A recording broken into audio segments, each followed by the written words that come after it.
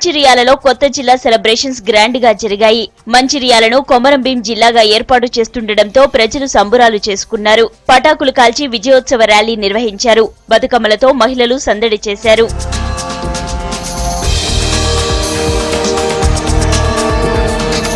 నిజామాబాద్ జిల్లా కామారెడ్డిలోనూ ఉత్సవాలు జరుపుకున్నారు.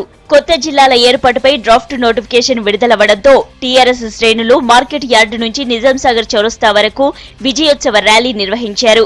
కామారెడ్డి జిల్లా ఏర్పాటు కోసం కృషి చేసిన మంత్రి పోచారం శ్రీనివాసరెడ్డి, ప్రభుత్వ విప్ గంప గోవర్ధన్ కు కృతజ్ఞతలు తెలిపారు స్థానికులు. ముఖ్యమంత్రి గారు తెలంగాణ రాష్ట్రాన్ని సాధించడంలో భాగంగా జిల్లాల సంఖ్య పెంచాలని ఆనాడు హామీ ఇచ్చారు.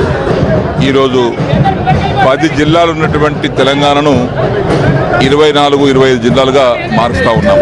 ఇది నాయకుల కోసమో కాదు, ప్రజల సౌకర్యార్థం పరిపాలన ప్రజలకు అందుబాటులో తీసుకురావడానికి కోసం చేపడుతున్నటువంటి కార్యక్రమం.